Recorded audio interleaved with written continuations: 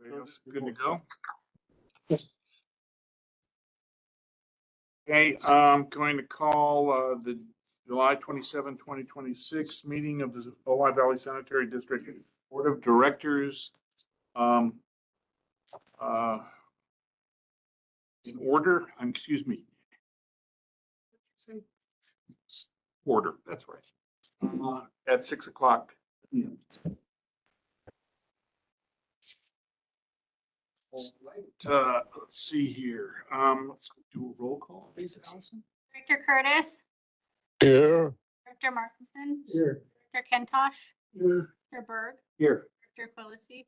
Here. Director Reed. Here. And Chair Ulrich. Here. Okay, let's do a pledge of allegiance. Dr. Martinson, would you like to lead us? Go. The flag of the United States of America, to the republic which stands one nation under God, indivisible, with liberty and justice for all. Right. Now, are there any additions or amendments to the agenda? Public concerns, opportunity for members of the public to speak on items that are not on the agenda. Do we have any, or anyone in the ether? Don't see any hands on the participant list. Okay. All right, very good. Then we'll move to consent items 6, 7, and 8. Discussions, want to pull anything? Please, then can we get a roll call, please, Allison? I need a motion. Yeah, that's I'll right. move approval of 6, 7, and 8. I'll second that. In that case, please. Allison. Director Curtis. Yeah. Director Martinson. Yes. Director Kentosh. Yes. Director Berg. Yes. Director Quillisi. Yes. Director Reed. Yes. And Chair Ulrich. Yes. All right, item number 9. Board interview of Optimize Investment Partners, a professional investment advisory and management firm.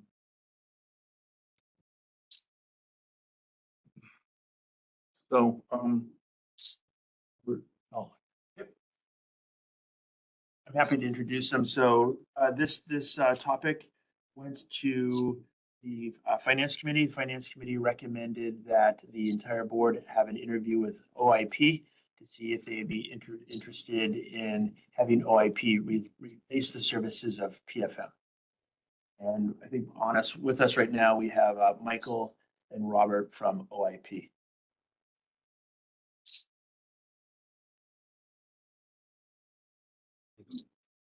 You two are muted.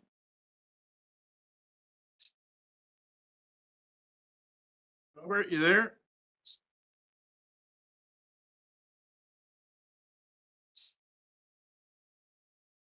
When we expect to start close. Yeah. 6 o'clock. Just in case anything else. We can come back to it if we need to.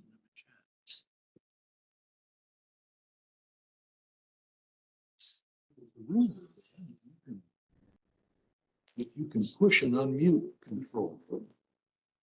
This meeting is being transcribed and summarized. That Just want to make sure that I can hear. was you? Go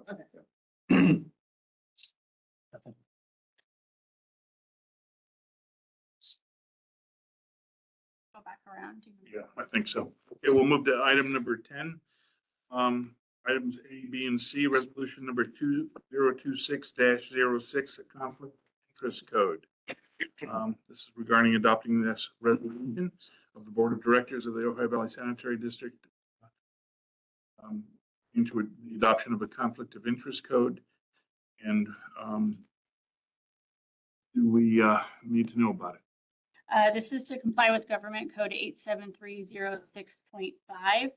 We are required to review our conflict of interest code every other year, update it as rules have changed, positions are eliminated or added, or the scope of any previously listed person has changed to where now they would not need to file a Form 700.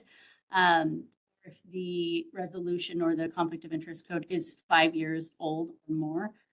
In this particular instance, we are required to do an update because it's going to eliminate Rick Knack's position as a filer. And so you'll see before you Resolution 2026-06, which is the updated conflict of interest code, which lists 7 board members, myself and Scott as required filers of Form 700. This will be forwarded to the county upon execution.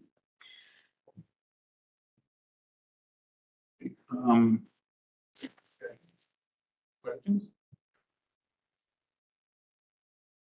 I have, I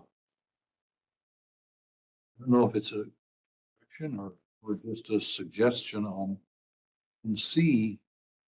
The tested copy of the adopted resolution, I understand.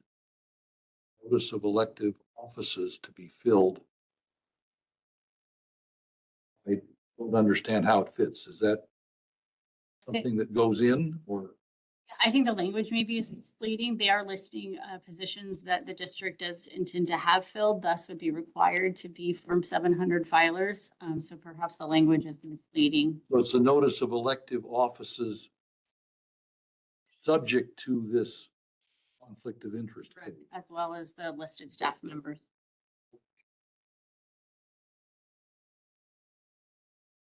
Identifying not only the chickens, but the chicken fucker. I don't know. Okay, right. So roll call vote. I was just gonna make a motion that we accept 10A, B, and C as presented. Fabulous. Second, please. Second. Allison? Director Curtis? Jack, you're on mute.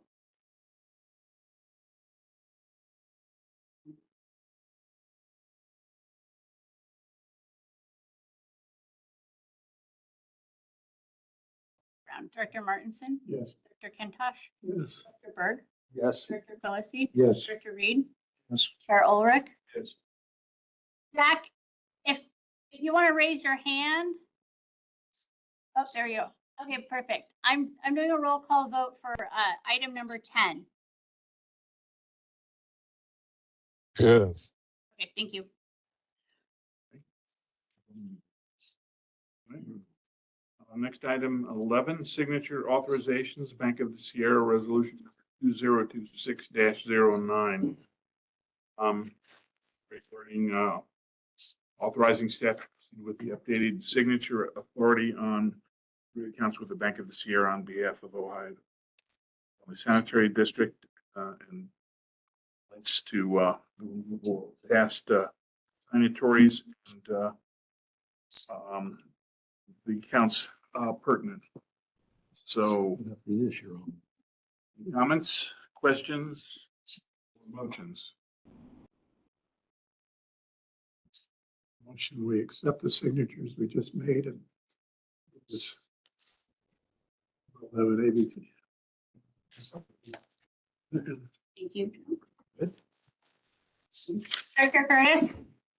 Yeah. Director Martinson? Yes. Director Kentosh? Director Berg? Yes. Director Quillisi? Yes. Director Reed? Chair Ulrich? Yes. And 12. Line of credit, Bank of the Sierra Trustee Lane Septic to Sewer Conversion Project. We're to consider amending subsection A to negotiate and execute. On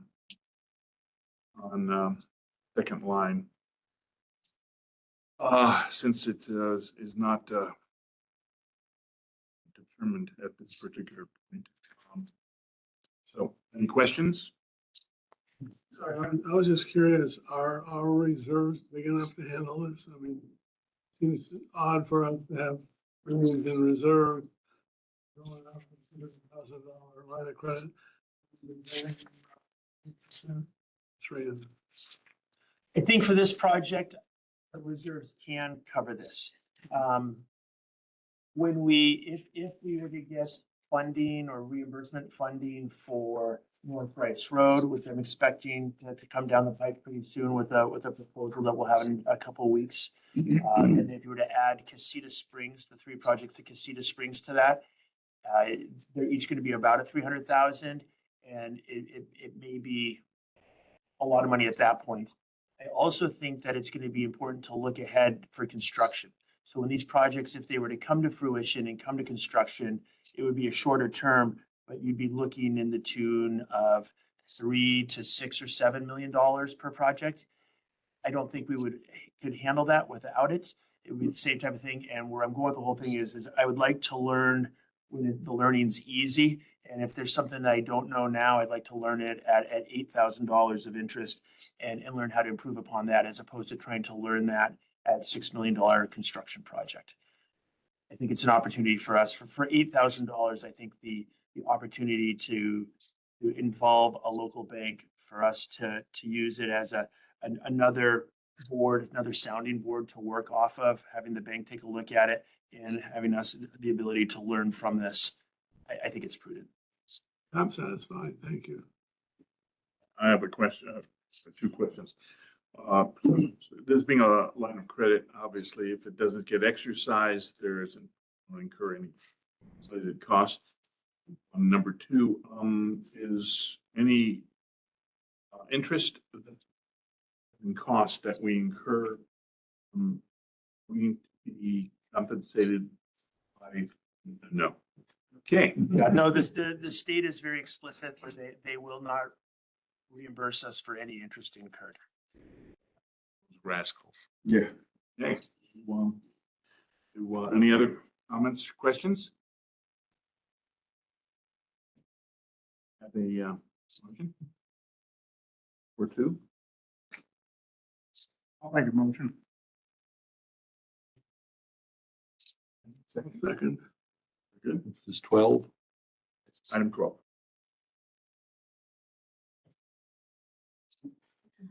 Director Curtis, Yeah. Director Martinson, Yes. Director Kintosh, Yes. Yes. Director Philippe, Yes. Director Reed, Yes. Chair Ulrich. Yes. Okay, item 13, contract number 2026-12, design services, and contract number 2026-13, public outreach and right of way services, 60% engineering design of septic to sewer conversion for Trustee Lane. Would you like to, Sure. This is for your consideration is the engineering design and the right of way work to do the 60% design for Trustee Lane. The district went out and sought proposals for the engineering design by 3 different firms. We did a qualification-based selection. ECG was the chosen firm based on quality. We then discussed prices with them and then negotiated a price. The price that they proposed is within the same price that the regional board is going to reimburse. ECG has experience doing land development. They have experience doing surveys. They have surveys on staff. They know the players in the area. They work a lot with Padre and Associates. Padre and Associates, their subcontractor who's going to be doing some of the geotechnical work and the environmental work, which is part of the 60% design. That's why we chose them. Also included in here is work for Hamner and Jewell and Associates. Hamner and Jewell Associates it's for us here at the district. We had a request for qualifications for right of way and land use consultant. Hamner and Jewell is the premier consultant for that type of work here in Ventura County. We've brought them on board for your consideration to reach out to the participants, the neighbors there in this neighborhood, to work with them to see who's interested in coming aboard, and if they are interested in coming aboard, facilitating a method to get them here. as consultant group, did you have a prior iteration as far as the name style? Yeah, ECG, yes. So the principals of ECG were all part owners at Penfield and Smith. So Rascals. yeah, it's predominantly the Penfield and Smith Camarillo It's the former Penfield Smith Camarillo crew. So if anyone ever worked with Penfield Smith out of Camarillo, it's a lot of the same. Okay, okay. Oh, no, that's fine. That's fine. No, that's who I thought it was. I just wanted, My question was gonna changing. be, we dealt with these people before. yeah, everything's changed. Everybody's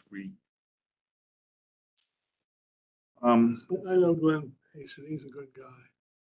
So I'll make a motion for item 13. In I'll second that. very good. Allison? Director Curtis, Yes. Director Martinson, Yes. Director Kintosh, yes, Director Berg, Yes. Director Quillisi, Yes. Director Reed, and Chair Ulrich. Yes. And Chair, they're actually connected and ready now. They were having some technical issues. In that case, then we will fall back to item number 9. Yeah, sorry, I was trying to read lips. I couldn't hear you. So good evening, and thank you for providing us with an opportunity to present this evening. I'm Robert Mikulik, Chief Operating Officer of Optimize Investment Partners, and we're a California municipal advisory firm focused exclusively on small and mid-sized public agencies. And before we dive in, I just wanted to acknowledge something the board may not be fully aware of. We've been working with Scott since about December 2024 and well over a year of regular interaction with the team. I'm going to go ahead and share my screen. If you can just confirm. Can you see that okay on your end? Yep. Yep. We got it. All right, great. So over the next 10 minutes or so, I'm going to walk you through our approach, a quick introduction, where your district stands today, our investment approach, our 2 core differentiators, cash flow modeling and cash management, what that means in concrete value to the district, a look at your current portfolio holdings, and our proposed transition plan. All right, so before we talk about what we do, I want to ground us in the yield opportunity we see in the district's portfolio as of today. The portfolio is about 7.7 million, with roughly 78% sitting in camp. Here's really what matters in dollar terms. Camp is currently yielding around 3.78%. You may notice in the presentation I sent over, the rate was slightly different. I wanted to make sure it was accurate as of today. So that changed just slightly. And a true laddered portfolio in today's rate environment could be yielding closer to about 4.2%. That's a 42 basis point gap on the majority of your portfolio, which is real additional interest revenue every year with no added risk. There's also a structural concern with the current portfolio composition that we'll show you visually in a few slides. And really the headline is, you're leaving some measurable yield on the table today. And this isn't unusual. This is actually the most common position we see when we start with most of our new clients. So here's how we think about the difference between a typical advisor and what our company brings to the table. A typical advisor is built to serve many client types. Public agencies are one of many segments they typically serve. Strategies tend to be standardized across the book, and many are affiliated with pool products, which creates a structural conflict. They may be recommending tools they themselves manage. OIP is set up very differently. In fact, OIP was founded specifically to serve districts like yours, small and mid-sized public agencies, including special districts that are often overlooked or underserved by traditional advisors who focus their attention on larger cities and counties. You're squarely in our wheelhouse. And we work only with California public agencies. We build cash flow modeling and cash management for every single one of our clients. We're not affiliated with any pools. Our government expertise comes through David, our CEO, where he served as a finance manager at multiple California cities before becoming the finance director and treasurer for the city of Chula Vista, where he transformed a $300 million portfolio. And our reporting and compliance support is included. It is not an extra charge. And these aren't really marketing claims. They're really just operational differences in how we're built. So this is what we believe is our secret sauce. Most advisors will ask you, how much would you like to invest? And the district tends to give a conservative number based on what feels safe. We don't do that. We start by building a detailed cash flow model, analyzing your historical revenue and expense patterns, your budget, your CIP programming, and current financials to find the actual timing of your cash flows within your fiscal year. The chart on the slide here is from an actual OIP client. The blue line is the cash flow model. The red line is roughly what a typical advisor would invest. The gap between them is the money that they didn't need to be sitting idle and the additional revenue that came from putting it to work. A really important point, though, when you're looking at this, this approach doesn't take away from your operational liquidity. The whole purpose of cash flow modeling is to figure out exactly which dollars are truly investable and which need to stay liquid for operations and any unexpected expenses. We're not moving funds you need, we're putting the funds you don't need to work. And as David always likes to remind us, it's not so much what you invest in, it's how much you keep invested. So translating all of that into what it means for the district specifically, there's 3 pillars of value. First, cash flow modeling typically identifies 30 to 50% more investable funds that can be safely structured within the portfolio while preserving same-day and near-term liquidity for your operational needs. Second, strategic laddering creates stable, predictable cash flows that support budgetary planning while reducing exposure to interest rate risk. And third, active cash management is what unlocks the found money. The proactive approach often reveals substantial amounts of underutilized funds that traditional advisors miss, creating significant additional revenue without adding any risk. The combination is meaningful, more investable funds locked in at longer term yields with active oversight that keeps the portfolio working. So we spent a little bit of time talking about duration and laddering. This slide is the historical proof.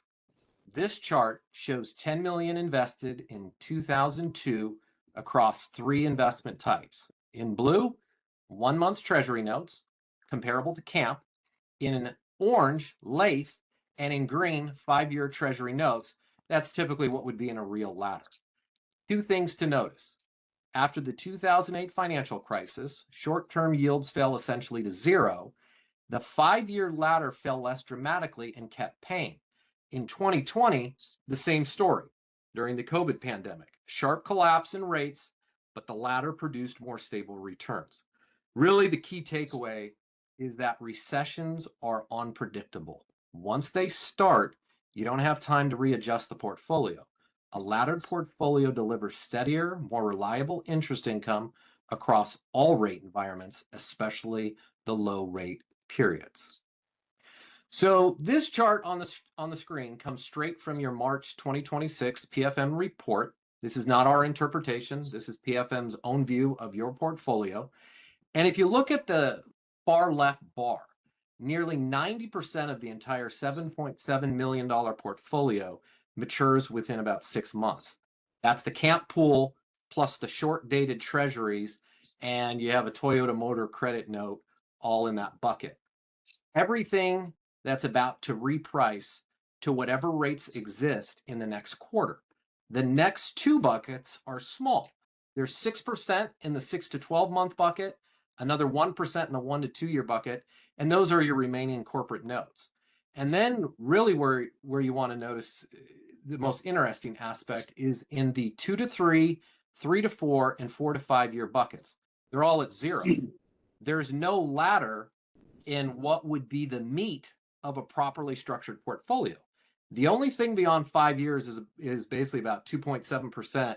You have a $213,000 Fannie Mae and Freddie Mac mortgage-backed holdings that's maturing in 2031 and 2034. But for all intents and purposes, there's really nothing out far in the ladder. And really, the characteristics table on the right tells the same story numerically. Yield to maturity at market on the managed portfolio was about 3.9%, and the weighted average days to maturity across everything in the portfolio was about 471 days, roughly 15 months. So nothing really about this portfolio structured for a rate cut environment. So the committee had asked us to include a proposed transition plan for PFM and the CAMP funds. This is a seamless transition, one we've done many times before with other public agency clients. Our approach is quick, orderly, and involves no forced investment sales. The whole transition will likely take a week or two at most, and that's really phase one. And one item is already off the list. We reviewed your current investment policy and confirmed our strategic approach aligns perfectly with your policy's requirements. So in that first window, we finalize a cash flow model specific to the district, and then we would notify US Bank Trust, your custodian, that OIP is the new advisor. That's it. No account moves, no complicated handoff, just a simple advisor change instruction. Deployment happens right away. Once the cash flow model is in hand, we build out your ladder using the excess funds from CAMP within days. That locks in today's higher yields and starts protecting income immediately. Your existing PFM holdings mature naturally. And as you saw on the previous slide, nearly all of the managed account matures within the next 15 months and about 870,000 within the next 90 days and another 480,000 within that 14-month window. That gives us a natural funding pipeline to fill in the shorter rungs in the ladder as those bonds roll off. And the small Fannie Mae and Freddie Mac holdings, about 213,000 that were at the end of that chart, we'd leave those to mature, or we could look at those on a case-by-case basis, but it's a very small component of the overall plan. Then we'd move into phase two, which is really the go-forward plan. Active cash management, quarterly investment reports to the board, and an annual investment policy review. As the PFM purchase bonds mature, we just redeploy those proceeds back in the ladder, and we can move as quickly as the board would like us to move in that space. That's really the heart of what we bring to the district, and I'm happy to answer any questions you have. Questions, gentlemen? No question, but it's for Scott. Should I ask it now or wait till later? Why don't you go on? Yeah. Thank you, Steve Quillisi here. I would like to know, is there any thought of closing out existing bonds within this 15-month range prior to maturity? Yeah, that's a great question. We typically don't see an advantage to doing that. What we'd want to do is build the cash flow model, look at what that ends up, what it ends up telling us, and we can absolutely look at that scenario. But typically there's not a huge advantage to doing that, but we'll review that as part of our analysis once we get some of that historical data and kind of build out the go forward plan. But typically we don't. We typically don't sell prior to maturity. So, Go ahead. Director Princeton here. Your presentation is largely based on the idea that interest rates are going to go up slowly in the future. Actually, it's based on regardless of the interest rate environment. The goal would be to really take advantage of a laddered portfolio. You'd have the opportunity that if rates were to go down, you're insulated in that scenario throughout that laddered portfolio. And if rates go up, the constant maturing through the rungs in the laddered portfolio, as those investments mature, you'd have the ability to reinvest at prevailing interest rates. So it's not designed one way or the other. It's to try to give you the best of both worlds over That's what I'm asking. 5-year timelines. What I'm asking is term frequency. Because it seems to me that, for instance, short-term CDs, 3 months, 6-month CDs 3 months ago were 3.5%, and now they're 3.9. So if you get rid of the 0 to 6 month stuff and put it in 1 to 2 year stuff, does that actually hurt us? I mean, it seems like it could a little bit. I mean, really, whenever we build out any of our laddered portfolios, right? We don't speculate. We're going to base it on what is happening right now in the market, and we're going to structure it in a way, again, where you have the opportunity to not only have a short-term portfolio that's going to leverage something like your existing camp portfolio that will always be dependent on short-term rates and what's going on in that fully liquid investment option. And then you have the second component, which is the long-term ladder. So really, when we look and we see what the data tells us from the cash flow model, it'll dictate where we want to put those rungs in the ladder. It's really not going to have a huge bearing on what rates worth 30, 60 days ago or where they're going to be headed in the next 30 or 60 days. It's really just basing it on what are the best options available that preserve principal, that are safe and conservative, and that are in alignment with your investment policy.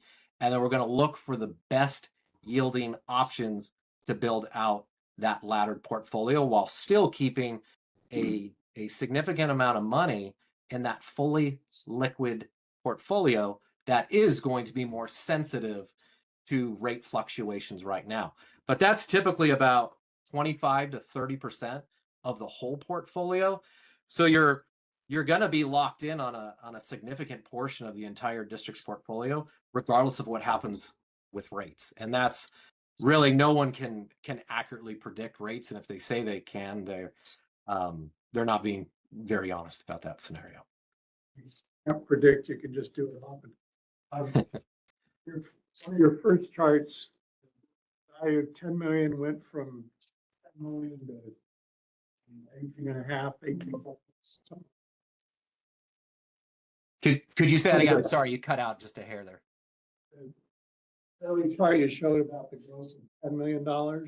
Yes, the chart. Kind of a cumulative number, but I guess what I'm more interested in is between the two approaches that you model, what's the whole basis points average per year as opposed to just a cumulative put it in and leave it alone kind of thing. So I'm wondering if what you're suggesting is we're getting 3.78 now, and maybe in the future, your management style, we could count on or at least reasonably expect 4.2. Based on current rates, that's a very fair statement. Yes, correct. So based on today, with everything being in that liquid pool, it's right around let's call it 3.8. Where yields are as of today, we could comfortably build out the long-term ladder well north of 4% right now. Okay, so for our amount of money, we're talking 20 or 30,000 a year difference. Is that kind of works out? That's in the ballpark, correct.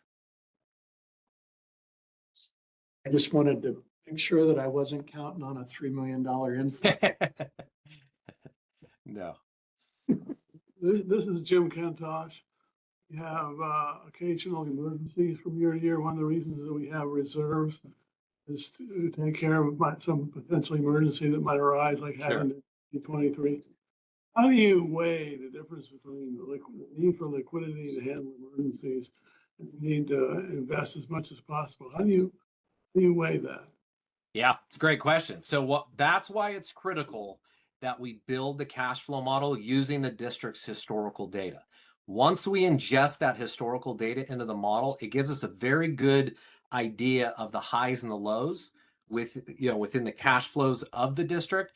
And once we build that short-term and long-term strategy out, we always apply a buffer. We never want to assume everything's going to go perfect and everything's going to go exactly the way it's gone historically. So once we come up with that short-term component, we then layer in an additional buffer on top of that for the scenarios you're talking about right now. We know there's always going to be something that could potentially come up that's unexpected, and we don't want you to run that operational cash too close to a target. We want to make sure there's plenty of additional funds available for the district at all times, and we build that into all of our cash flow models by design. And is it true that even if we miss on that expectation or forecast, we can always prematurely terminate some of these investments for some penalty? Correct. So that's it's not like we wouldn't have the money available. It would just be a bit more costly than it might have otherwise.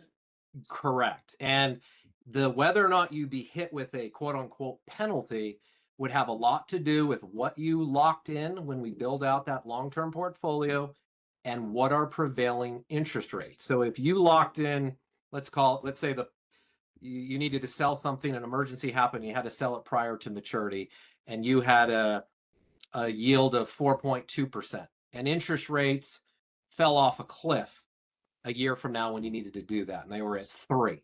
Well, your investment actually looks very attractive to the market because you bought it at a much better yield than what current rates are at.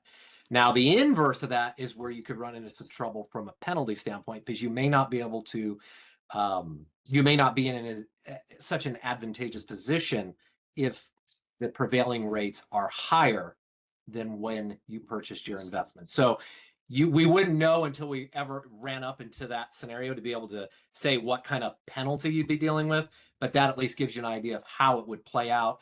And we'd always be looking to liquidate the investments that were coming up sooner than later to help reduce that risk. It kind of goes even further than, I mean, at least some of us here are expecting a horrible winter.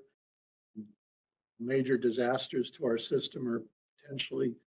So it could be that since it's an El Nino year, we might want to go short term for the next few months until we get past February and extend out after that. I don't know if you consider things like that in your modeling, but. So in my 20 years of running, finances for local governments, we've had 3 emergency declarations with significant liquidity needs. And what happens in all of those cases is the state opens up, essentially lines of credit to everybody, for dealing with those disasters. So we've got 30 plus clients. And when I was managing funds for different cities in Southern California, 30% of your total cash sitting in a liquid state. We've never had to liquidate a single investment prior to maturity.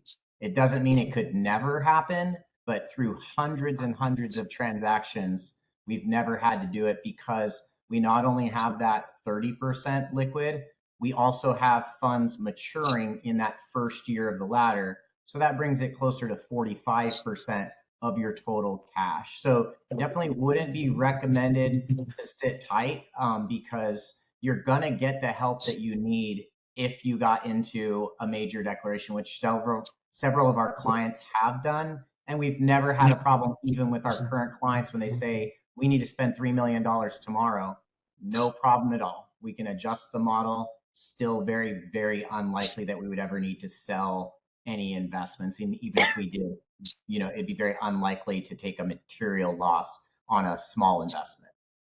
Well, if in the case of modeling this district, it might be worthwhile looking at the 2023 events that we had to fork out over $5 million over the course of a couple of months and just see how your investment strategies behaved at that time.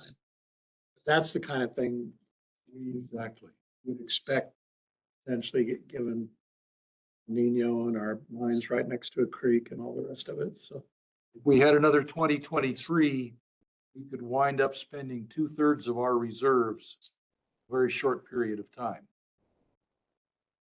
Anyway, like I say, when you're looking at our history, pay attention to those months that year and just see how that affects what you might do, given that this is another new year. Absolutely. Any other questions? I have a question. Go ahead. Robert, my name is Randy. Hi, Randy. Are you aware of how our fees are structured currently with our asset management company? I'm relatively, we got a good sense based on the last round of interviews. I think we're locked into an agreement that we're charged based on $25 million asset that we don't have in the bank. They're not managing that amount of money for us, but we're paying a high rate because of that. How is your fee structure? Yeah, so we have a very different fee structure. We do not have a minimum. Your fee structure will be based on your actual month-end balances. So whatever the assets, they call it assets under management. So whatever that total is at the end of a month, as it goes up, the fee would go up slightly, and as your balances go down, your fee would go down slightly. It's all based on actuals, no minimums, no fixed charges. It will always be based on actual balances, and that will be delivered to the district each month.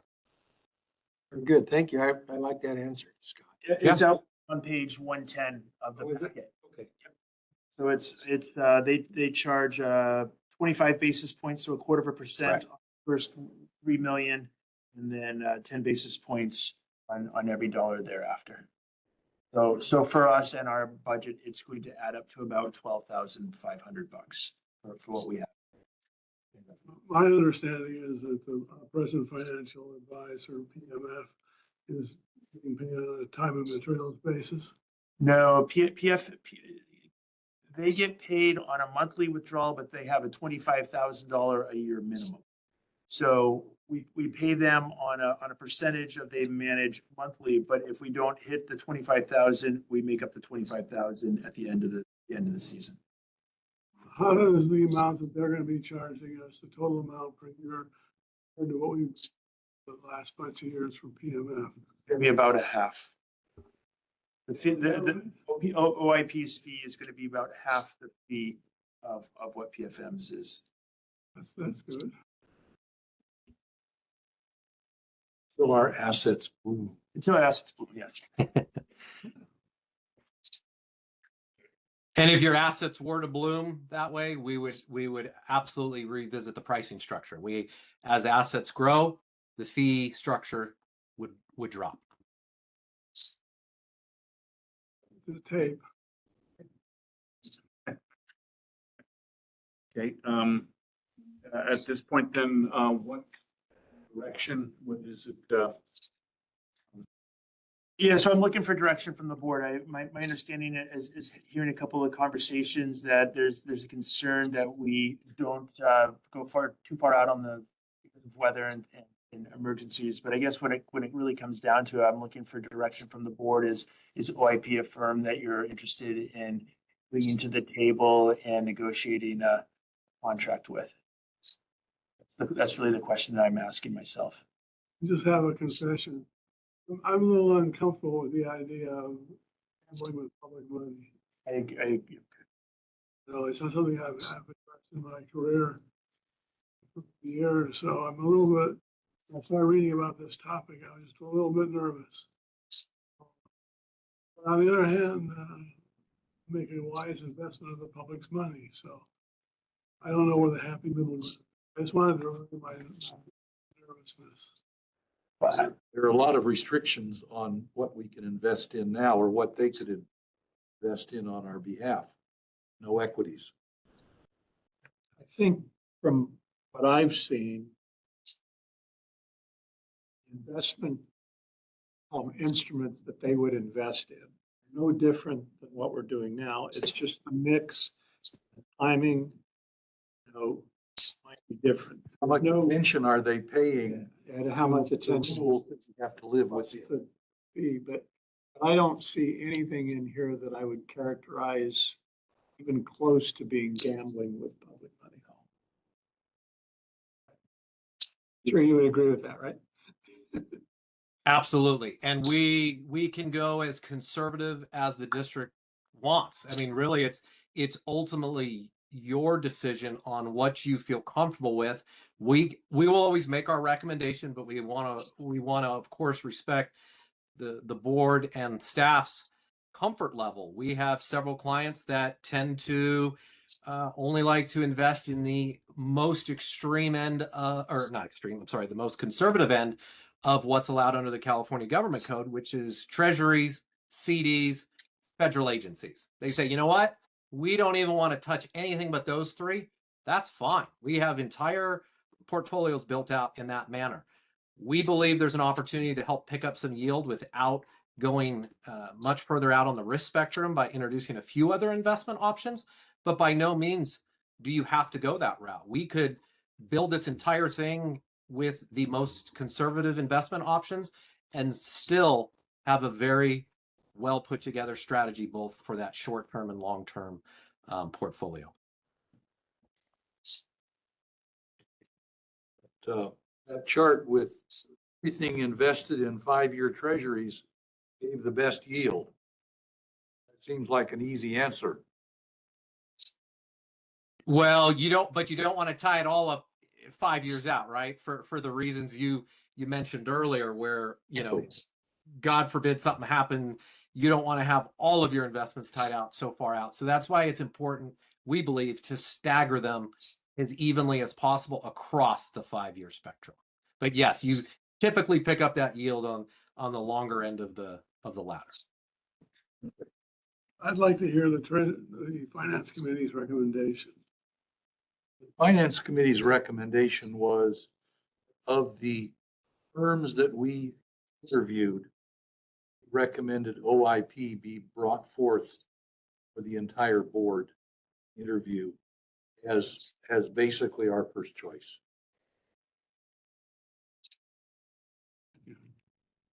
So what Scott has asked of the board as far as a question is provide the staff direction on the scope of investment advisory services, including frequency of periodic reporting, asset allocation, laddering requests, cash flow management requests, term of initial agreement, recommended frequency to reconsider the agreement. So those things that questions that you could advise us on or make your recommendation as to how often we should talk to, hourly, monthly, quarterly. At this point, I don't think I have a good idea of how often we should be talking. I would think at least once a month early on. You got it. So for the majority of our clients, we have at least a monthly check-in. Typically that's via email. Initially, we will have a few more kind of getting to know us, getting to know the strategy conversations with Scott and his team. So we would start off the relationship by, again, building out that cash flow model, ingesting the data, presenting that information to Scott and his team, making sure they're comfortable with the approach for that short-term and long-term strategy. Then we would have, once the portfolio is built out, we would have at least that monthly checkpoint. We would then have quarterly check-in meetings. We typically talk about the quarterly investment report in those meetings, talk about anything that could impact the cash flow model, such as any budgetary changes that would impact your cash flows.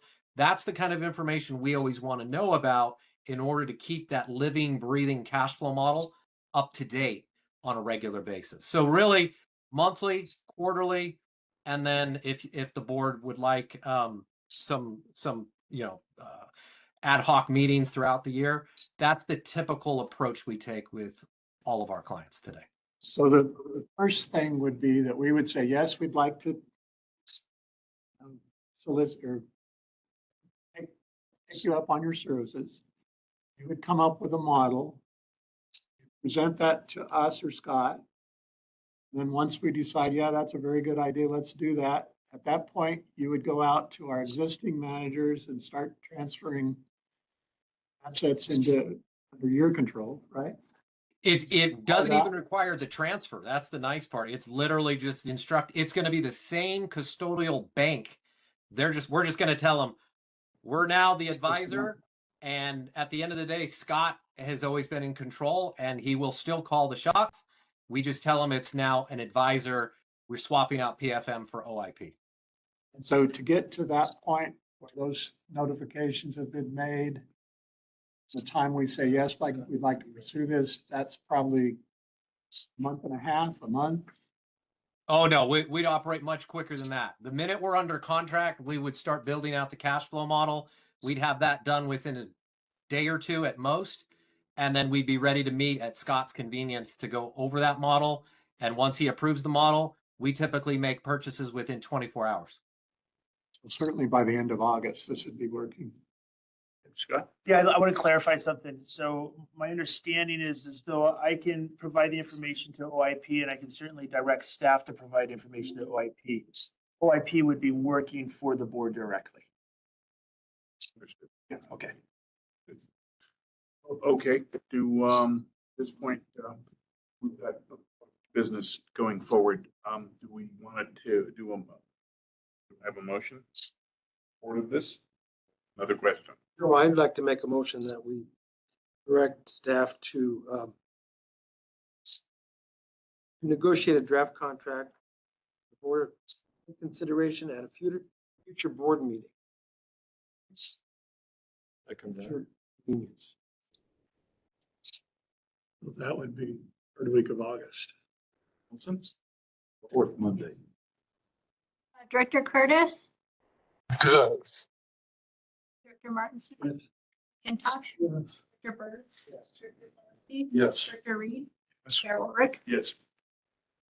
All right, very good. Thank you, gentlemen. Thank you. Appreciate the opportunity. Presentation was well done. Thank you. Yeah, thank you. And I apologize for the delay in the beginning. I couldn't hear you. I apologize for that. I don't know what happened. We thrive on a certain low grade. Yeah, it was interesting. The WebEx somehow killed. I could see your voices. I assumed you hadn't gotten to me yet, so I apologize. So anyway, thank you for your time. Have a good evening. Thank you. Take care. We're back All to right. 14. So here's a question. We have closed session. We have quick session matters. Is there a sense of when we like to go into closed session to address these? I never particularly care to have attorneys waiting in the wings while they're on the clock. So. I would be okay with going into closed session as Okay. long as we don't have members of the public waiting for. Yeah, I don't see that, and most of these other matters could, each of them could take a little bit of conversation. Not necessarily the Duke's root control, but I mean, we can do that one if you want. Yeah, we can do items 14 and 15 and then go in a closed session if, let's do it that way. Yeah, sure. Does that make sense? Yes, I think you do have Mr. Vane, Members of the public. members of the public. Okay, What issue here for the what- closed session? yes, on which items? That would likely be item for 18. Okay. All right. Is there a section, a sense of how you want to proceed? From my perspective, I think we should do item 14 and 15 and then go into closed session and then open up and complete the rest of the list, 16, 17, 18, and 19. How do we notify the public getting back in the closed session? Yes. Dan can place them in the waiting room, right? They get in the lobby and then they'll automatically be re-entered one. Okay. In that case, then, Another question, just in terms of procedure. If we publish this is our procedure, vary from that? And members of the public who anticipated this procedure as written in their time, are we in trouble? It's okay, we can adjust the schedule on the fly. I don't want to. we have that latitude. And since, Mr. Vane is probably here on 19, if you wanted to, you could take that now too, and then you'd be free to go. Hey, and is Mr. Vane the only only member of the public waiting? To ask. Christy and Michael, I'm not sure. Okay, want to make an inquiry? Do we want to make an inquiry? We have two individuals that are up there, a Christy and a Michael. What matters? Are you just listening in, or do you wish to speak on a particular item?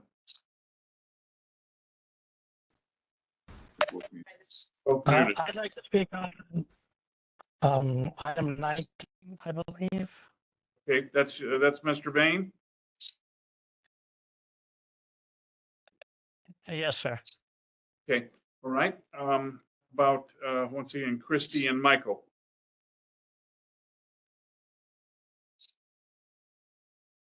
Should we just You're do, both muted. Christy, I'll be listening in on number 19. We just do 19 and then. And Michael, are you also here for 19? Muted.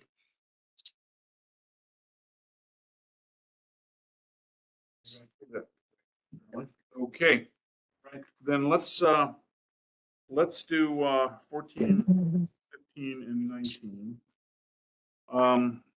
So item 14 is contract number 2026-11, design services for 2027 sewer main pipe bursting project, budget adjustment number 2027-01. Scott? Yeah, for your consideration is a design contract for the pipe bursting, Phoenix Engineering. It's for 3 projects, Feliz, Rancho, and Alto Drive. It's for amount of $56,000, $54,000 and change. John Turner has done with Phoenix Engineering. He's the engineer that has done a lot of successful projects for the district in this type of work. He sits on the national board. Previously sat on the Sat. as the national chair for the American Water Works Association for water main rehabilitation. Same techniques are used. What are this pipe bursting to achieve, we're upsizing? This one we'd be upsizing, yes. We'd be upsizing and rehabilitating lines that are ready for rehabilitation. Sizes? Small. 6-inch clay to 8-inch HDPE. So it's hardly an upsize, but it seals all of those joints with a welded pipe. Well, still 6 to 8 is always a good. Yeah. And smoother plastic. Yeah. Lower. Any questions? Any comments? Okay. Case Ellison, excuse me. Can we get a motion or two? You can't go wrong with. We approve. A motion by Director Kintosh and a second by Director Martinson. Did I hear that correctly? So, in that case, then please. Director Curtis, Yeah. Director Martinson. Yes. Director Kintosh. Director Berg, Yes. Director Quillisi, Yes. Director Reed. Chair Howard. Okay. Item number 15, root control, contract number 2026-14, Duke's Root Control, Inc. Scott? Yeah, so this is for your consideration is Duke's to place the diclone into our systems for root controls. They've been a successful vendor of ours for years. Of note on this particular one is we budgeted $27,000. This year's proposal is $32,600. So there is a deficit that we will have to admit it or have to rectify at some point. The scope change, or did the chemicals get more expensive? I don't know if it was the chemicals, but the final proposal this year came back more expensive than we estimated when we did the budget. Okay, do we, or comments? I'm sorry, I missed it. What was the estimate in the budget? 27,000. So Okay. Okay, do I have a motion?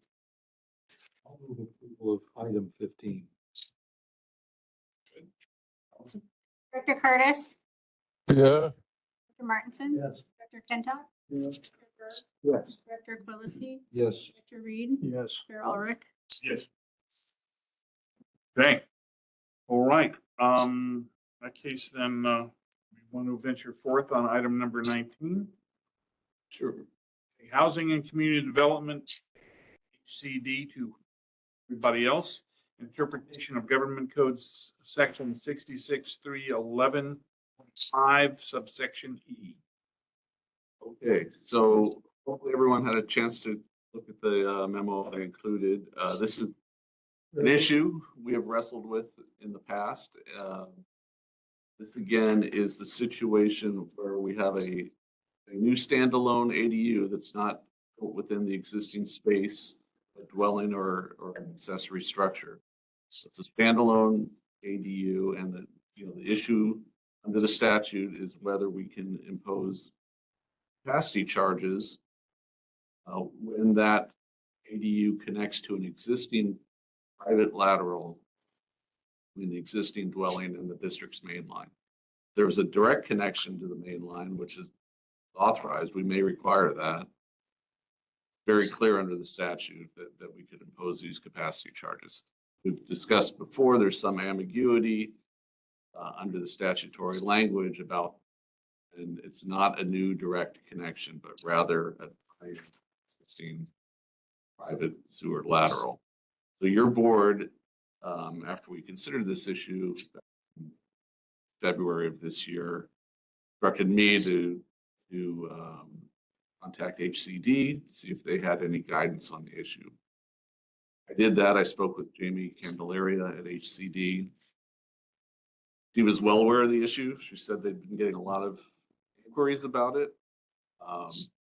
She acknowledged there was differing opinions on how to read that statute. At the end of the day, she said that HCD take an official position on it at that time. So that's kind of how we left it. I said, if you hear anything else, if you hear of any other legal authority, or if HCD does take an issue, to let me know. So lo and behold, 6 months later, I got an email from Ms. Candelaria. She said there's even more inquiries about this issue. We have now taken an official position on it, and their position is they read that statutory language very strictly and feel that no charges. Again, HCD is not a binding authority on the district. It's something for you to consider.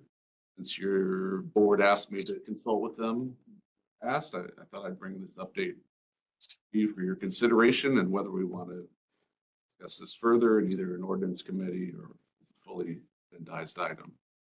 Just an update. Dennis, where is your email? I didn't see it. I saw reference to it, but I didn't. Second or third? Third attachment. Third more. So way at that. At the very bottom. Yeah, it's page 328. Okay, thank you. 328. So you can see, I sort of emailed a confirmation to Ms. Candelaria as to our conversation on April 3rd, 2026. She then out of the blue came back to us just in June and said that they had changed their, not changed, but taken a position. I have to read those. Okay. Okay. Anyway, that's their position now, is that they feel It's on from ordinance 82 to we ain't talking to the other flip. So yeah, our ordinance OVS 82, under that ordinance, we've been charging capacity charges. One that's tied into a private lateral. A lot of other districts do the same. Not unusual. There's some debate over guys. statutory language. So my sense of this is because this is kind of a new ruling or interpretation of the rules by this organization, and it's not in keeping with our OVS statutes, we ought to table this until such time as we can review it, ordinance committee, and come up with a recommendation as to what district should do. Not debate it today. No, I think it should be referred as quickly as possible to the ordinance committee for review. This thing's been kicking around for a couple of years. I think our ordinance committee needs to take a hard look at it and make a recommendation to the full. I agree. Makes sense. Here we are deliberating on item 19, and we have asked for staff to present the issue. Haven't asked for comment before we begin deliberation decisions. do that. Okay. Let's start with Mr. Vane.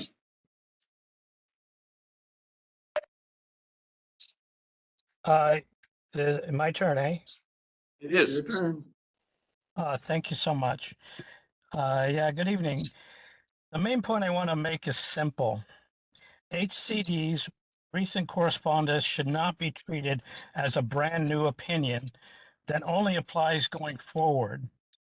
The board packet includes HCD's own statement that HCD had not changed its stance on these items. That is important because OVSD received written technical assistance from HCD on ADU connection fees and capacity charges in November of 2020. The November 23rd, 2020 HCD technical assistance letter was sent directly to OVSD with a copy to the California Department of Justice. HCD stated that state law places significant limits on connection fees and capacity charges, and that OVSD's regulations and practices appeared to exceed those limits. HCD then stated, and I'm quoting, ADUs for which no separate connection may be required and no connect capacity charge may. HCD also warned the district's regulations and current fee structure is not legally sound and is subject to the district to significant legal risk. Is serving as a distinct and significant impediment to housing in this current housing crisis and must be modified to conform to statute. That language matters. This issue was not first raised in 2026. HCD's recent correspondence applies the same basic principle to the specific question now before the board. Whether OVSD may impose ADU sewer capacity charges when an ADU connects to an existing private lateral rather than through a new direct connection to the utility. HCD's letter written statements are consistent with that 2020 letter. In February of 2025, HCD stated, and I'm quoting again, a sewer district must mandate a direct connection before imposing a capacity fee on an ADU. That's a direct quote. In July of 2026, HCD, this past month, correct. And this is another quote. If there is no new connection required, then no connection fee should be charged. And then I asked them whether that also includes sewer capacity charges or similar utility capacity fee. HCD responded, and I quote again, that is correct. This portion of ADU law speaks to both capacity and connection fees. I also asked the board to consider OVSD's own code, section 100.11, titled Conflict with State Codes.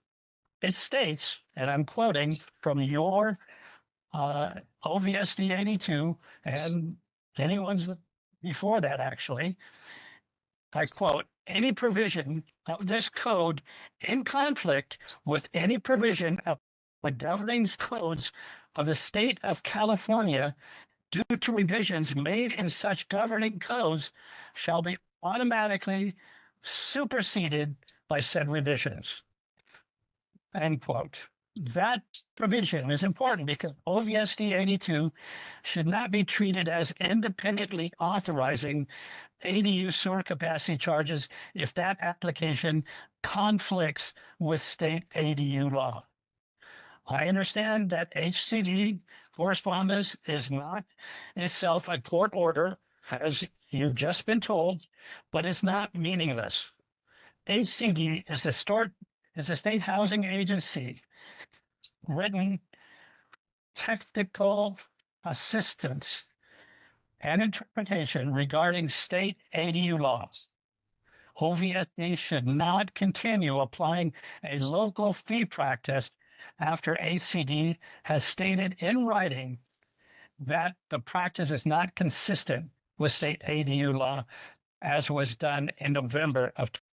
Finally, this should not be treated only as a prospective issue.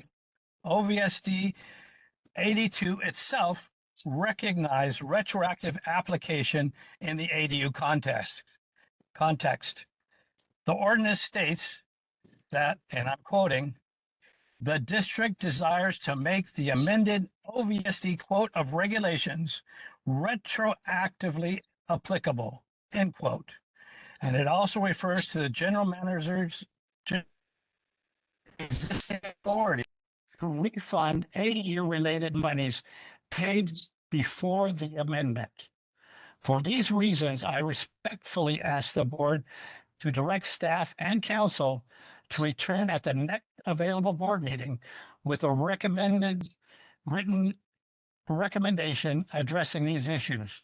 1, whether OVSD will stop imposing ADU capacity charges where no new, separate, or direct sewer connection to the utility is required or mandated.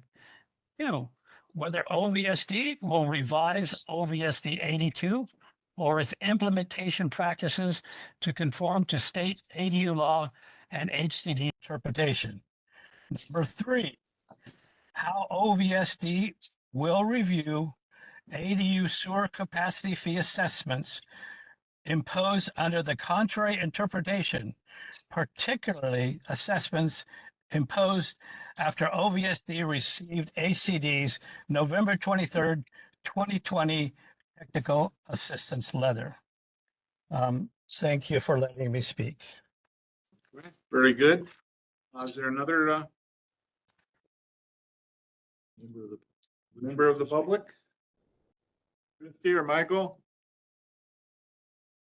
Hey, Mike, in that case, at this point, thought we had a motion. It was a suggestion, but I'll change it to a motion. Yeah. Would you? Okay.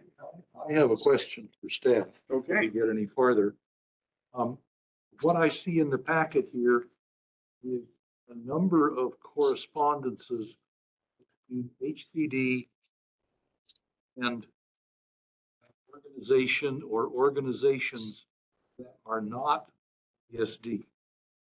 Is OVSD in possession, or has it been in possession, any of this correspondence as of the dates on any of the correspondence?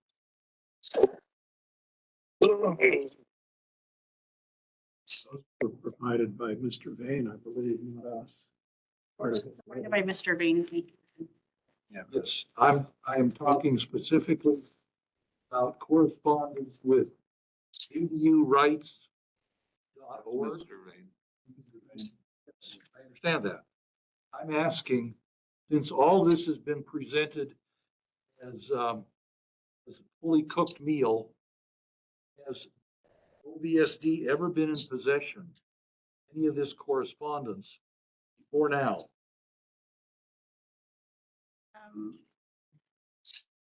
Contacted frequently by Mr. Bain, or the guys that email. I guess specifically, yes, in various forms. Not sure exactly. I mean, we fill public records requests on an ongoing basis for Mr. Bain. He's always in correspondence. This correspondence that sends to the district becomes a public document. Correct. Most of our correspondence with him, with the exception of this, has been public records requests. This would be the first one of this type in quite some time. That is why it's being part of this agenda item. Thank you. Back to Do we attach a date to that? We don't have a ordinance committee meeting scheduled at this time, at any time, right? So I've even forgotten who's on that committee. I think, but I'm not sure. Steve, Lowell, and myself. We were the three. Let's see, Martinson, Kintosh. I'm gonna be gone for 16 days of August. So. I'm going to be unavailable the 4th through the 7th for sure. Of August. It would need to be, me at least, the 17th or later. I don't know. That would be a Friday, I believe. No, that's a Thursday. It's going to be after the 17th, we will not be able to agendize any full discussion for the August meeting. So we can certainly meet after the 17th in August at the soonest mutually available date. Barring a special board meeting, it wouldn't go to the full board recommended until September. To the 17th, yeah, I've got 20th and 26th and 27th open. It's a Monday, is that right? 20th and 27th are a Thursday. And notwithstanding it, there also might a couple of bites at the apple, so to speak. So that could allow. Okay, well, shall we just schedule one for 20th, say? For me, Ordinance committee meeting? Discuss it. Is that okay? fine by me. See,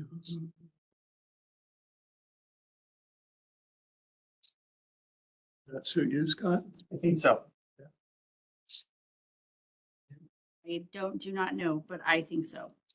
Have to check. I'm okay the 20th. And so motion should be, Refer the issue to Board committee on August 20th. at its next meeting, which we anticipate will be August 20th. For which time? preliminarily. As soon as we can thereafter. Yeah, or as soon thereafter as possible. I'm assuming you would like to be at that meeting? We'll be there. Is that a good date for you? Yep, that'll work. Okay. So at midnight, or do you want to do it early? PM? That's good by me. 6 full time, is that all right, or 4? Actually, I would have to do it earlier, so if you could do it. 4 would be better, 4, 4 on the 20th. Here it is. Have a second. I'll second Okay. Just to clarify the motion for the record, this is being referred to the ordinance committee meeting that has been preliminarily scheduled for August 20th at 4 p.m. Or sooner if possible. And there's mutual availability after confirming. That was the motion second, just so we can be clear for the record. Director Curtis? Yeah. Director Martinson? Yes. Director Kintosh? Yes. Yes. Yes. Director Reed? Yes. Okay. In that case, then I think at this point, we're going to move to closed session. Yeah, so now we'll go into closed session on 2 items. The first will be to confer with legal counsel on anticipated litigation. One case involving the administrative civil liability SSO issue, and the other is also anticipated litigation. That's on the Meehan claim. Before we go into closed session, we'd just like to do now have Director Curtis confirm that he's alone in his room before we go into closed session. Is that correct? Yes, I am. Great. Okay. So I'm going to close the public session at 7:19. And we are in closed session. The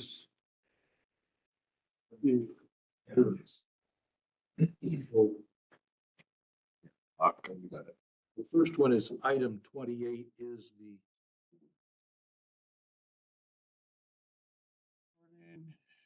To open session. Okay, we're back in open session now. No reportable action was taken on either of the closed session items. I guess we'll return to the agenda where we left off on 15. Okay, so I'm going to reopen the public session at 8:57 PM. Ready for item 16, initiate annexations of Thomas Street vacant lot and 700-710 Spring Street, resolution number 2026-08. Scott? The annex. So we are looking to get board approval by resolution to initiate annexation for two properties. One is a vacant parcel on Thomas Street in Oakview.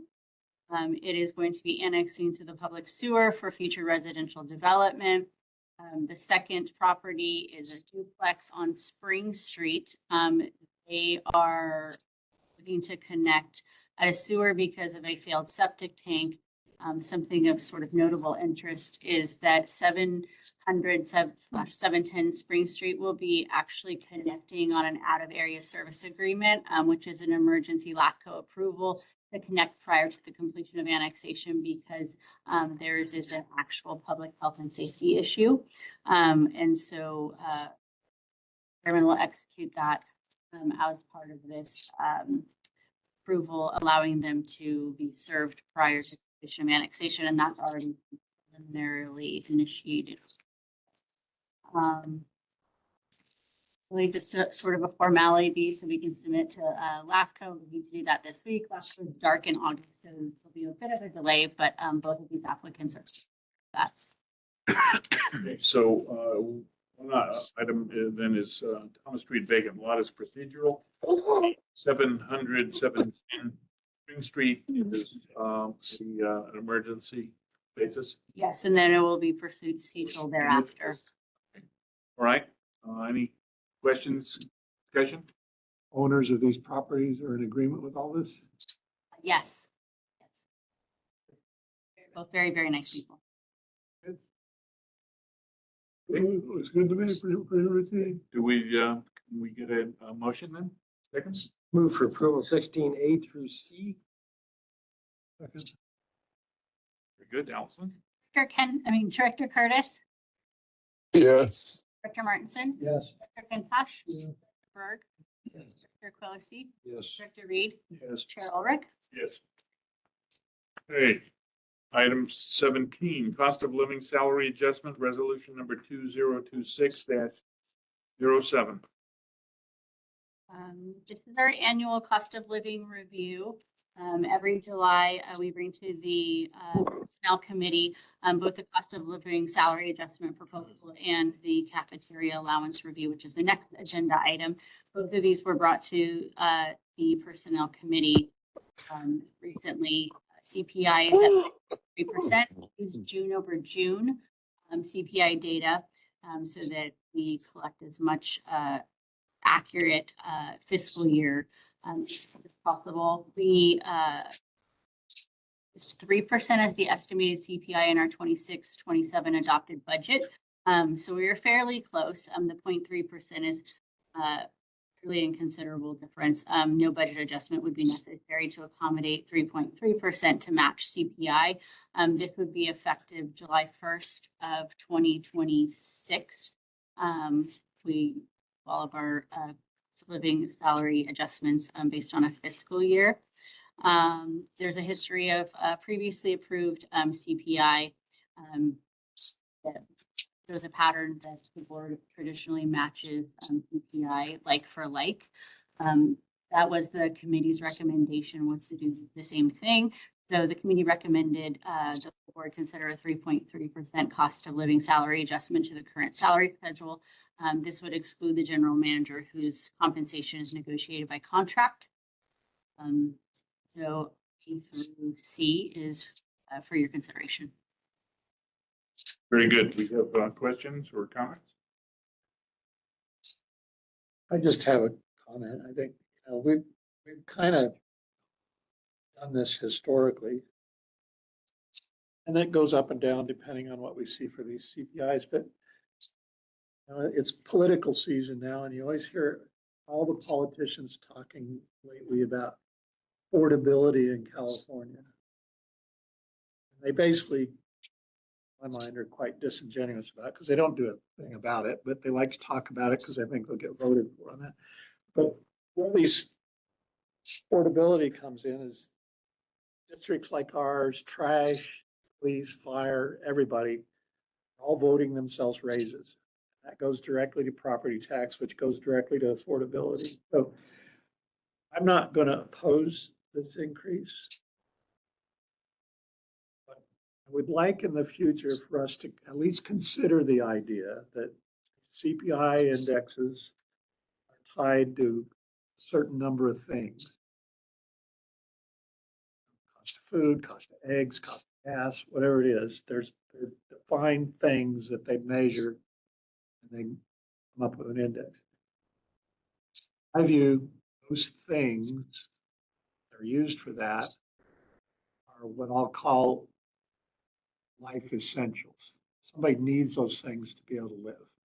They have to buy food, they have to buy gas, they have to cover their new tax fees from the board or whatever. But above that is and that amounts to some level of income that's used to pay for those things. Above that, there's what I call discretionary income. A guy that makes $1 million a year in this district can only be Scott, and I know you don't make them. Doesn't need a 3.3%. So, and I would argue that the number future should be tied to discretionary versus non-discretionary essential living. And that, for instance, cost of living index raises only apply to the first 125,000 of your salary.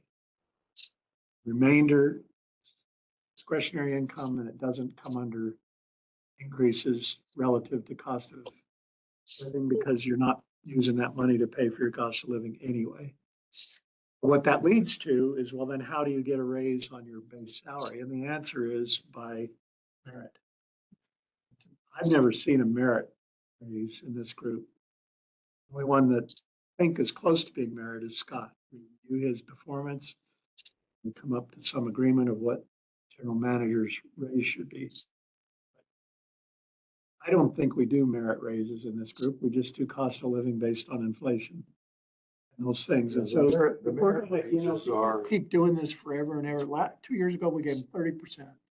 We just keep doing this forever. Meanwhile, people have been complaining because they got to pay 200 more on their sewer bill. I just think we need to start getting control of it. And that was the only one way I could see how you get control of it other than just saying no. And split it into discretionary, non-discretionary. Living and only applies to the non-discretionary. And whether it's 100,000 or 125, whatever it might be. I mean, somebody could sit down and do a little study on that and come up with an idea where it ought to be. But anyway, so like I said, I'm not going to oppose this one, but I think in the future we've got to get control of our costs. This is one way to do it. It's a relatively minor part of our budget overall, but we're speaking with the account representatives over making 20 or 30,000 more interest a year. So this kind of a raise, I don't know what this represents for our budget as a whole. What it is, Allison? The 0.3% is that 0.3%, it actually equates to be like $17,000 or something. It's like 17 or. Yeah, it's a relatively small number, and I recognize that. But again, 17 here, 25 there, 30 here, 3 there. It just keeps going up and up and up and up and up. Didn't Schwarzenegger say that? Tax, tax, tax, tax, tax, tax, all day, tax, tax, tax. But that's what this is. This is a direct tax on our ratepayers. Through a fee. It's not, we don't call it a tax, but it's a fee that everybody pays. So every one of our ratepayers is going to pay $1 more a year because of this. So which is about what it works out to, right? A little over $1. 2 or 3. Yeah. So anyway, That's just my speech, but like I said, I'm not gonna oppose it this year. I think we ought to at least consider something like that in the future. Anyone else? I think, no, I agree that costs are getting out of control. I'm not sure of the, let's call it moral liability, but psychic liability we generate by treating some employees differently from others, general manager excluded. Well, we could say, take all the level 1 operators and give them 10%, and the level 2 operators are going to get 4%, and the level 3 operators get 2%, kind of thing. It's based on somebody deciding what we live here. I would rather not be the person that decides that. It's going to take that sort of calculation. Yeah, you're right, it would.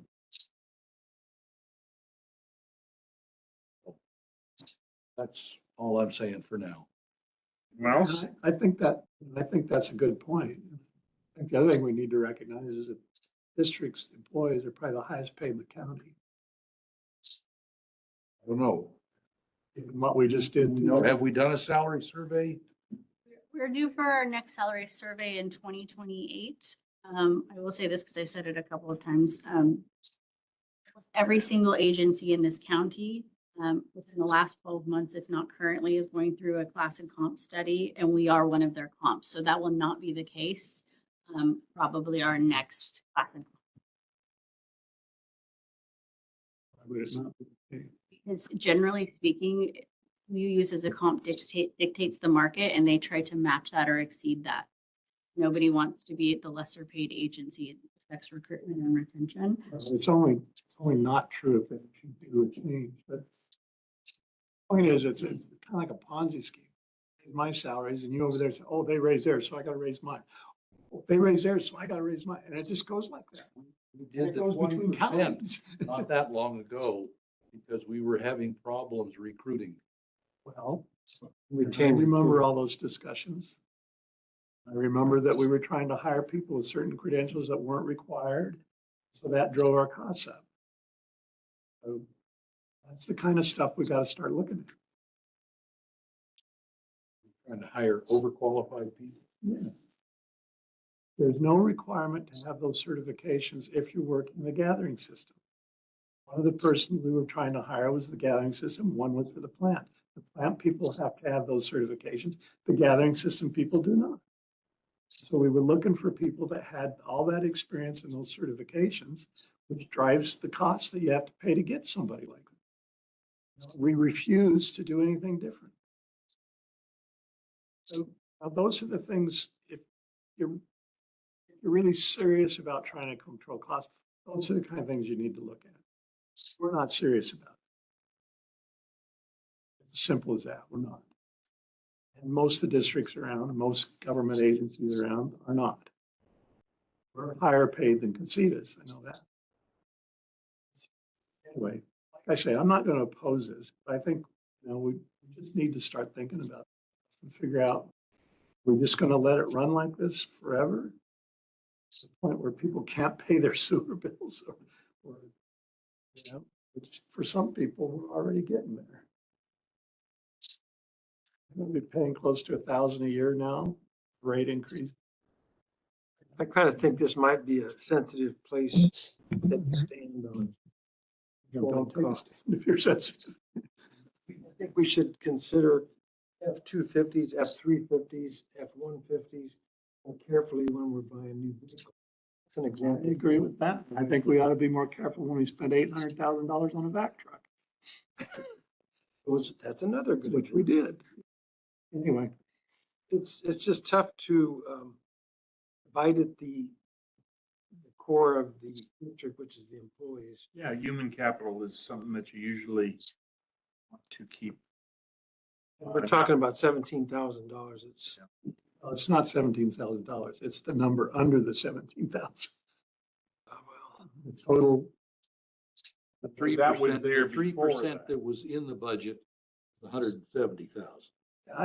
like I said, I'm not, 87. it was planned for. I'm not going to oppose it. But, we just, and particularly the insurance.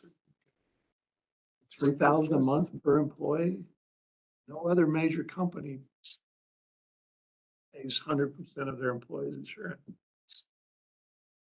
We Okay, do. so moving right along. Okay, Yeah, moving right along. so do, we have a motion? I'm gonna move. Item 17, cost of living salary adjustment for 3.3 A, B, and C. I'll second that since Personnel Committee was recommending it. Be consistent. Director Curtis, Yes. Director Martinson. Yes. Director Fintosh, Yes. Director Berg, Yes. Director Quillisi, Yes. Director Reed, Yes. Chair Ulrich. Yes. Item 18, approve and authorize increasing employees' cafeteria health insurance plan to $2,965 per month per employee effective December 1, 6. Cover the increase in premiums as of January 1, 6, and approve resolution number 2026-09. This also went to the Personnel Committee and was discussed. It is important to note that at the Personnel Committee, several staff members attended. Liz spoke and very articulately shared that healthcare benefit is one of the most valuable benefits to an employee that works here. This district has had a long-standing reputation of being very generous with not only current employee healthcare, but retiree healthcare as well. She stated that the employees feel as though this is a major factor in why we were able to recruit top quality skilled employees here. And it is also a major contributor to retention. While people stay here is because of this benefit and that the benefit is available to them when they leave. So I just think that's important to know because they are not here probably because length of the meeting. But a few of you got to listen to them speak and attend and demonstrate how important it was to them.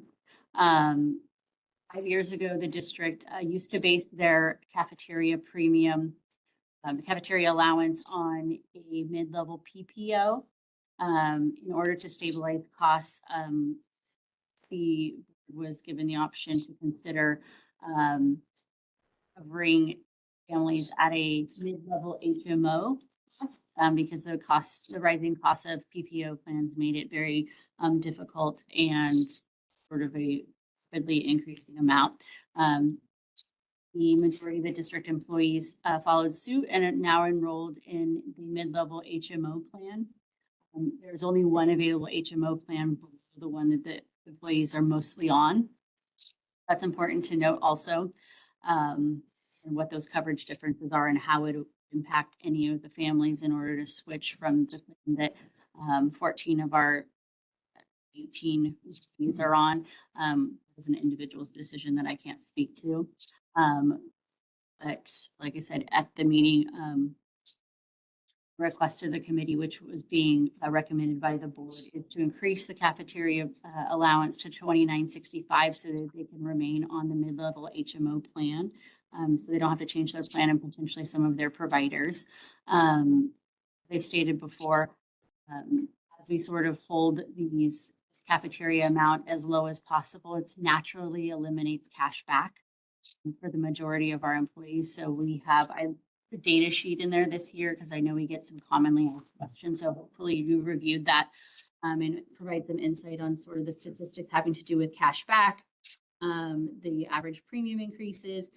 Director Quillisi asked a very good question earlier today when reviewing the board packet, and the premium increases, the percentage that I referenced are specific to the plans and the increases to the plans that our employees are on.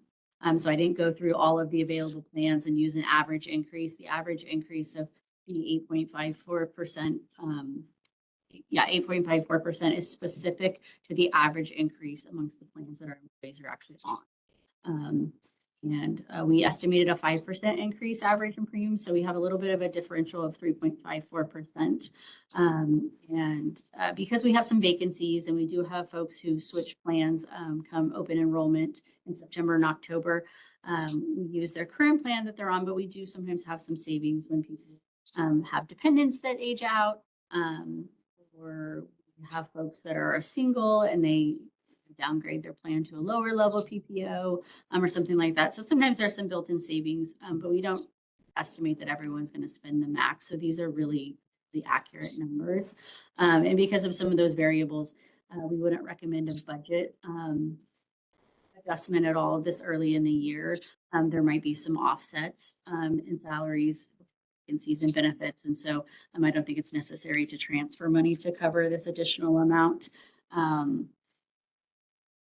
I think it's important to note that not all health plans that are listed are available in this county. There are some of them have providers that are in Santa Barbara County, but they make them available here. That would be fairly impractical for a lot of our employees to travel to do primary and specialty care in Santa Barbara or other counties. Some of them are not available in Ventura County, but are available in other counties in our region. So there are about a half a dozen plans that are available to our employees. Our employees only actively have ever participated in 4 of those plans. And so it has to do with a lot of the availability of providers in the Ojai Valley or close area. We'd answer any other questions specific. I know that sometimes becomes a complex topic, and I can provide any other information, but it was the recommendation of the Personnel Committee to do the increase to $29.65 so that employees can remain on their existing. Allison, yeah. Budget, not that we had, you said in the budget was what? Estimated a 5% increase, employee increase. So on the math, what would 5% of 2650? 3250. We go. So that'd be up to about 28 something. 650 would be not quite 28. We're talking about roughly a 10% increase. 8.5.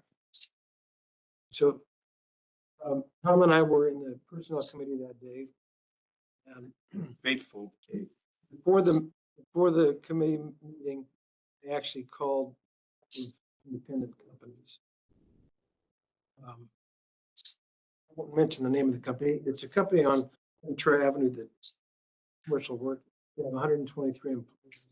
Spoke to the head of HR because she happens to be in the Lions Club. I asked her about what they expected to pay in increases this year with healthcare, and she mentioned 13% extra this year. 123 employees. That's a big number. So I called my daughter, who is a teacher at Off High School, and she gets her paycheck, and I said, "What does it show? Are you aware of increases in coverage?" And she said it was about 12% this year. So I took those two numbers, and that's why I didn't think raising. Tom and I agreed that it didn't seem to be unreasonable to go 10% based on the numbers that I got independently being higher than that. So we did make a recommendation to the staff to bring it to the board. I can't believe how expensive healthcare has become. It's amazing. You have to recognize that we're the only first world, second world, or third world country on the in go bankrupt of medical bills. I'm not suggesting we change our political structure to accommodate it, but it's a fact of life being the greatest country in the world that medical expenses are deemed to be something that companies and individuals are responsible for, and the government participating in partially, it doesn't deal with most of it. So. And fails to control the costs. Or the companies that- And fails to control the cost. So I think what it comes down to is right now, this is an example of us managing a situation that is endemic everywhere as best we can. And if we can manage to shave 2 or 3 points off of everybody else's experience, I think we're doing all right. Not optimal, but it is what it is. 2650 to 2965 is 11.88.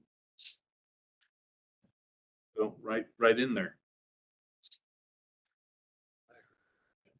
You have any insight from your personal experience? Well, my company is a union firm. We have a collective bargaining agreement. Ours is, I can tell you, less than that, but it's a, your pool of, Benefits. it's also up for negotiations here very soon, so I expect it to go way up. And that's usually what happens on a renegotiation here. So in light of that, the only thing we can do, if we can't affect insurance companies' rates that they charge, the only thing we can do is change if a percent factor that we cover. So that, I say, no company that I know of, any size, covers 100% of their healthcare. So, and in 4 years, we're going to be talking about 4,000 a year. Because it's a percentage on top of a big number, it just gets numerically, the absolute value goes way. In 10 years, we're going to be paying 10,000 a month per employee. So we as a board, this is a district, is going to have to decide, limit the percent increase per year, knowing that it's going to go up. And yes, that means employees are going to have to start paying a share. We set a maximum. Kind of like your Prop 13 will go up by some percentage a year, but no more than. There's all kinds of ways you could do it. Recognize the fundamental problem is insurance companies' rates. It's not the employees. It's not. But at the same time, we can bankrupt our ratepayers trying to follow this. There's no requirement that we do it. I agree with the employees. It is the best benefit you can get. I recognize that at my company. I worked, the healthcare was worth more than my retirement. Not exactly that way, but it was pretty damn significant when you stretch it out over years of retirement. So those are the things, again, I'm not opposing this issue, but we really need to think about this. Just project it out, because what's going to happen in 5 years, in 10 years? What are we going to be paying? Be a good time to revisit this is when we do our next salary survey. What? Next salary survey. That'll tell us where. Well, that's 2028, is what I just heard. Started in 2027, but yeah. Anyway, I think 2 years from now is too late to be thinking about it. Anyway, and my vote, as Allison correctly guessed, was hinged on whether or not the cashback number stayed the same, which it did.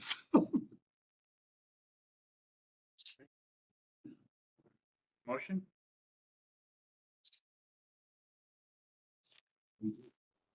Someone already make a motion for 17. Haven't heard him say. Yeah, I'll make it. 17 A, B, and C. Second? This is 18. This is 18. Sorry, 18. Sorry, who was my second? Second it because I. Committee. You were on the committee that recommended it. You have to second it. Director Curtis? Yeah. Director Kintosh? Yes. Director Burr? Yes. Director Quillisi? Yes. Director Reed? Yes. Chair Ulrich? Yes. Hey, we are on to completion File. items, monthly financial reports, monthly and quarterly investment reports, staff reports, 2026 annual report to a river LGT. I'm gonna presume that was an okay Yeah, I mean, that's what we pay $41,000 a year for. That's our cut of it. So I thought it was fair that the board get to take a look at it. This is the truncated version, the online version that's posted for everyone to look at, including the public. It's 500 pages. A lot of data in there, but this is the meat and potatoes where it has the text and the figures. In summary, frankly, is that the environmental firm is asking the question do nutrients really affect the algae in the river, or is the algae in the river a function of solar iridescence that's increased after big flood years because there's no tree cover, there's no bush cover covering the watershed, and it's the Water, yeah. warm sunny water. Starting to ask a different question. Robert. I skimmed that report, that executive summary. I didn't see any discussion of species of algae. I mean, it seems to me in Southern California, must have some really heat resistant species of algae that cause our problems. I wonder why nobody's studying that. Don't know. But we don't want to get out of here, so. Right.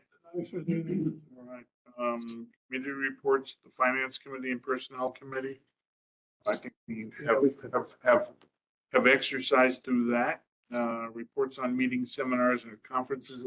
Did anybody done anything? Yes.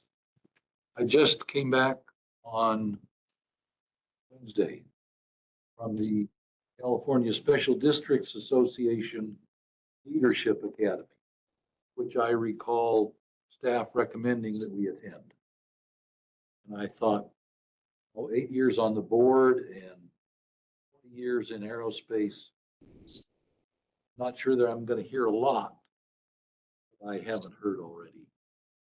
That was true. In fact, I thank Allison for sending me a copy of my SB 827 training certification that I had finished. They said, we don't care.